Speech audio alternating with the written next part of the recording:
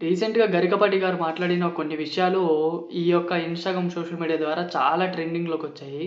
ఆయన మాట్లాడిన మాటలేంటివంటే, ఆయన చెప్పిన మాట ఏంటంటే, బేసికల్‌గా ఈ యొక్క ఏదైతే మిడ్ డే మీల్స్ ప్రోగ్రామ్ అంటే, మధ్యాహ్న భోజన పథకం కింద పిల్లలకి ఏదైతే ఎగ్ అయ్యుండొచ్చు, ఇలాంటివి కొన్ని పప్పు, అన్నము ఇవన్నీ అందిస్తుంటాం గదా! అలాంటి విషయం మీద ఆయన మాట్లాడడం జరిగింది. ఆయన పర్స్పెక్షన్‌లో కొంచెం నిజం ఉంది. ఎందుకంటే, ఇప్పుడు చూడండి ఏదైనా గానీ సౌకర్యవంతమైన అన్నీ కూడా పిల్లలకి సమకూరిస్తే మనకు ఎలా ఉంటారంటే పిల్లలు ధీమా ఉంటుంది. అంటే సమతుల్యత అనేది మిస్ అయిపోతుంది అనేది ఆయన పర్స్పెక్షన్ అయ్యుండొచ్చు. నాకు అర్థమైన వరకు నేను ఎక్స్‌ప్లెయిన్ చేస్తున్నాను. ఇప్పుడు చూడండి ఏదైనా గాని మనకి సుఖాలు ఎక్కువగా మనకి అన్నీ కూడా నీకు రిచ్‌గా మీ నాన్న అన్నీ ఇచ్చేసినాడంటే నీకు కష్టం విలువ తెలియకపోతే నువ్వెలా ఉంటావు? అలా.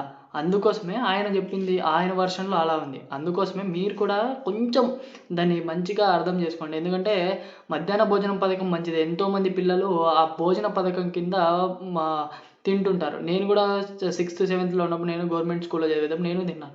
అంటే ఏంటంటే సమతుల్యత అనేది మిస్ అయిపోతుంది. పిల్లలు చదువు పట్ల అంత ఏకాగ్రత ఉండకపోవడం, ఈ గుడ్డు మీద ఇలాంటి భోజనాల మీద ఫోకస్ చేస్తే ఎలా పిల్లల చదువు ఏంటి అని ఆయన మాట్లాడడం జరిగింది.